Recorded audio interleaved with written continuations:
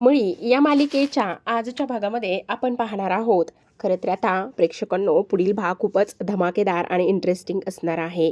कारण 31st पार्टीचं celebration इथे अनेकाने करण्याचा जो काही घाट घातलेला असतो, त्या घाट घालण्यामध्ये इथे तिने मुद्दामच आपल्या कमळी निंगीला इन्व्हॉल्व केलेलं असतं.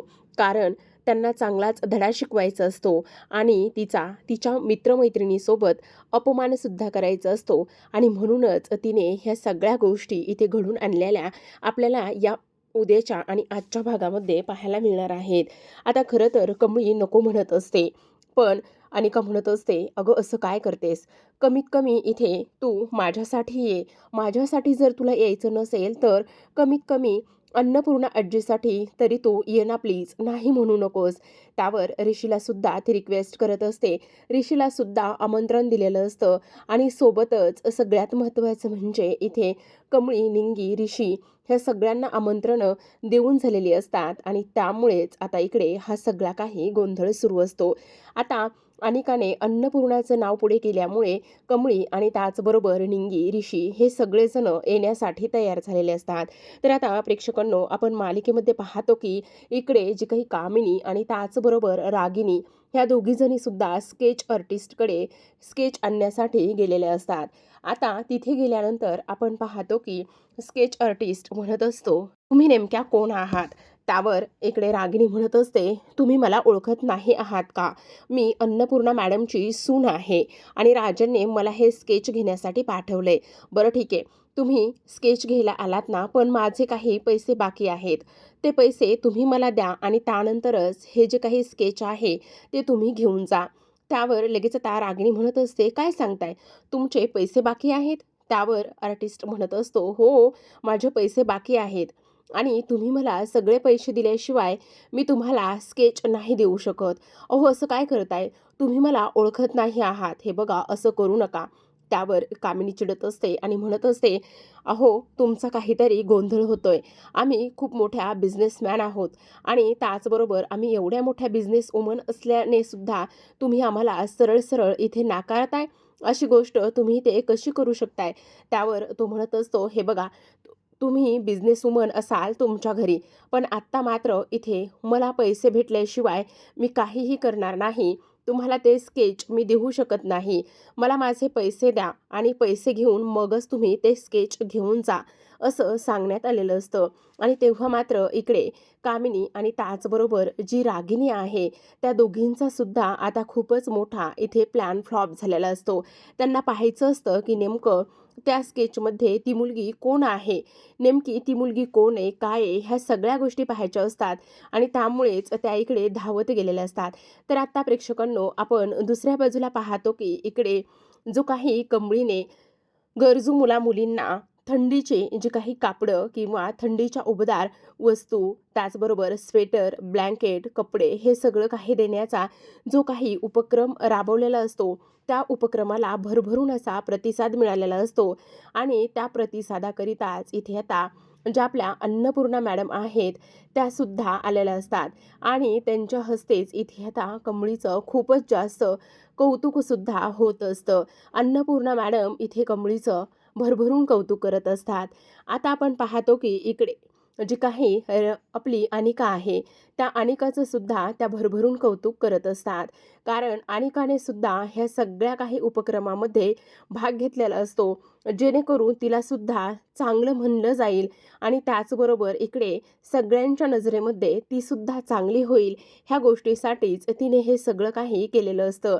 आता स्केच आर्टिस्टकडे ह्या दोघीजणी असताना रागिनी राजनला कंटिन्यू फोन करत असते. ती त्याला फोन करत असताना इकडे मात्र राजन तिला रिस्पॉन्स देत नसतो.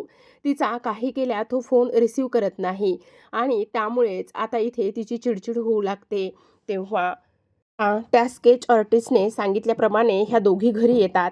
आता घरी आल्याबरोबर इकडे राजनचा फोन आलेला असतो आणि तेव्हा रागिनी त्याच्यावर चिडचिड करत असते. तो म्हणत असतो, "तू मूर्ख आहेस का? मी गाडी ड्राईव्ह करत होतो, त्यामुळे मला तुझा फोन उचलता नाही आला." "अरे, असं काय करतोयस? तू सांगितलेलं काम करण्यासाठी आम्ही गेलो होतो आणि तिथे गेल्यावर तू फोनच नाही उचललायस. काय झालेलं आहे?" असं विचारल्यानंतर आता इकडे ती सांगत असते की पैसे द्यायचे होते. अगं मी कपाटामध्येच त्याच ड्रॉवरमध्ये पैसे ठेवलेले आहेत, ते पैसे तू देऊन ये. तेव्हा लगेच आता ती कपाटामधले पैसे काढते आणि कामिनीला जोराजोरातच आवाज देत असते. तेव्हा कामिनी धावतच येते. आता कामिनी धावतच आल्यानंतर ती विचारत असते, नेमकं काय झालंय? कशामुळे एवढा गोंधळ सुरू आहे? त्यावर ती म्हणत असते, अगं आई वेडी आहेस का?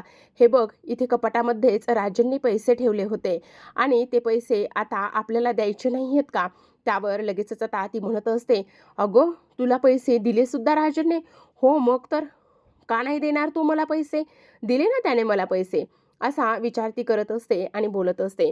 तर आता आपण दुसऱ्या बाजूला पाहतो की इकडे अन्नपूर्णाने इथे जी आपली अनिका आहे, त्या अनिकाचं भरभरून असं कौतुक केलेलं असतं आणि भरभरून असं कौतुक केल्यानंतर इकडे कमळीचं सुद्धा तेवढंच जास्त कौतुक केलेलं असतं. तेव्हाच आपण पाहतो की अनिकाचं थोबड मात्र वाकडं झालेलं असतं. त्याचबरोबर दोघींचा सुद्धा सत्कार झालेला असतो आणि दोघींचा सत्कार झाल्यानंतर आता ऋषी त्या लाईट्सबद्दल बोलत असतो. ऋषी म्हणत असतो, मला एक पॉइंट मांडायचा आहे आणि तो म्हणजेच की इथे जे जे काही गर्ल्स हॉस्टेल आहे, त्या गर्ल्स हॉस्टेलमध्ये इथे लाईट्स 10 वाजताच बंद कोण करत आहे? आणि हा नियम कोणी लागू केला आहे? असं सुद्धा तो इथे विचारत असतो. तेव्हा लगेच आता अन्नपूर्णा म्हणत असतात, "हो, मला सुद्धा हा मुद्दा इथे घ्यायचाच होता. बरं झालं ऋषी सर तुम्ही हा मुद्दा इथे घेतलेला आहे." तेव्हा लगेच आता सगळेजण एकमेकांकडे पाहत असतात. अनिकाला तर खूपच मोठं टेन्शन इथे आलेलं असतं. अनिका म्हणत असते, "आता काय करायचं मला काहीच कळत नाही. ह्या सगळ्या गोष्टी जर इथे ग्रॅनी आजीचं नाव आलं तर मग आता काय होईल? नको, नको. ह्या सगळ्या गोष्टीमध्ये ग्रॅनी आजीचं वगैरे नाव यायला नको. नाहीतर ही आजी मात्र तिला खूपच काही बोलेल आणि उगाचच नाही, नाही त्या गोष्टी इथे होतील." असं सुद्धा आता इथे ती बोलत असते. त्याचबरोबर आपण दुसऱ्या बाजूला पाहतो की इकडे रागिणीने स्केच आर्टिस्टला कॉल केलेला असतो. आत्ता मी पैसे घेऊन येत आहोत. तेव्हा स्केच आर्टिस्ट म्हणत असतो, सॉरी आज माझी 31st पार्टी आहे आणि मी आत्ता निघालेलो आहे. त्यामुळे मी आज तुम्हाला भेटू शकत नाही. मी आता डायरेक्टली तुम्हाला पुढच्या वर्षीच भेटेल. असं म्हणून सरळ सरळ त्या माणसाने फोन कट केलेला असतो. आता सरळ सरळ फोन कट केल्यानंतर इथे रागिणी म्हणत असते, ह्याला तर खूपच जास्त माज आहे, ह्याला तर खूपच जास्त ॲटिट्यूड आहे, ह्याला तर चांगलाच धडा शिकवला पाहिजे. तेव्हाच आता इकडे कामिनी म्हणत असते, एकदा तर ते स्केच आपल्या हातामध्ये येऊ दे. एकदा का ते स्केच हाती आलं ना तर मग त्याला आपण चांगलाच धडा शिकूया. असं सुद्धा ती बोलत असते. तेवढ्यातच दारावरती मावशी आलेल्या असतात. मावशी म्हणत असतात, मॅडम हे बघा ना बाहेर कोणीतरी आलेलं आहे आणि त्यांनी हे बिल पाठवलंय. त्यावर कामिनी म्हणत असते, कसलं बिल आणि कोणाचं बिल पाठवलंय? आपलं हे अजिबात बिल नाहीये, आम्ही काहीच मागवलेलं नाहीये. अहो मॅडम मी खरंच सांगते, तुम्ही एकदा बाहेर येऊन तरी बघा ना. तेव्हा लगेच आता त्या दोघीजणी विचार करू लागतात की हे नेमकं कोणी मागवलेलं असेल आणि हे बिल कशाचं असेल जे की आपल्याला भरावं लागणार आहे.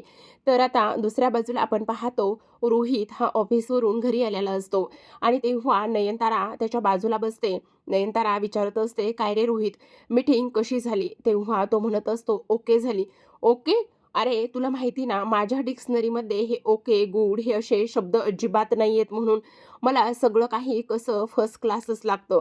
मग तुला कळत नाही का? सांग ना मीटिंग कशी झाली? नेमकं काय झालेलं आहे? तेवढ्यातच राधिका आता त्याच्याकरिता उपमा घेऊन आलेली असते. राधिकाने उपमा, पाणी ह्या सगळ्या गोष्टी आणलेल्या असतात. पण नेहमीप्रमाणेच आपला रोहित मात्र तिच्यावरती चिडचिड करत असतो. त्याला असं वाटत असतं की मी काम करून आलोय आणि त्यानंतर राधिकाने माझ्या मागेपुढेच केलं पाहिजे. त्याचबरोबर आता जेव्हा तिच्या हातातून जे पाणी आहे ते खाली सांडतं त्यामुळे पुन्हा आणखी रोहित खूपच जास्त चिडलेला असतो. आता उद्धटपणे राधिकाशी बोलत असतो, तुझी हिंमत कशी झाली हे सगळं करण्याची? त्याचबरोबर तू फक्त घरातलीच कामं करतेस आणि इथे तुझे डोळे गेले आहेत का? मी इथे दमून भागून आलोय आणि त्यानंतर तू अशा पद्धतीने वागतेस म्हणून तो तिचा अपमान करतो. तर आत्ता दुसऱ्या बाजूला आपण पाहतो की जो काही पैसे घेण्यासाठी माणूस आलेला असतो त्याला रागिनी आणि कामिनी म्हणत असतात, हे आम्ही कसलंच आणि कोणालाच मागवलेलं नाहीये. हा तुमचा काहीतरी गैरसमज होतोय. अहो नाही मॅडम मी तुम्हाला तेच सांगण्याचा प्रयत्न करत आहे. हे तुमच्या मुलीनीच मागितलेलं आहे. तेव्हा अनिकाचं नाव पाहिल्यानंतर इथे रागिनी म्हणत असते, छे! आई हे काय आहे? ह्या पोरीनं ह्या सगळ्या गोष्टी, ह्या सगळ्या वस्तू का आणि कशासाठी मागितल्यात? मला तर काहीच कळत नाही." तेव्हा लगेच आता कामिनी म्हणत असते, "बघू." तेव्हा तिला ते आठवतं, की हे सगळं काही कॉलेजमध्ये एक उपक्रम राबवलेला होता आणि त्या उपक्रमामध्येच अनिकाने बहुतेक पार्टिसिपेट करून ह्या सगळ्या काही गोष्टी केलेल्या असाव्यात, असं कामिनी म्हणते आणि तेव्हा लगेच ते बिल तिला दाखवते. आता ती म्हणत असते, आता ह्यावरून यापेक्षा चांगली संधी तुझ्याकडे काहीच नसणार आहे. हे बघ, आत्ताच्या आत्ता तू एक काम कर, ह्या सगळ्या गोष्टी राजनला दाखव.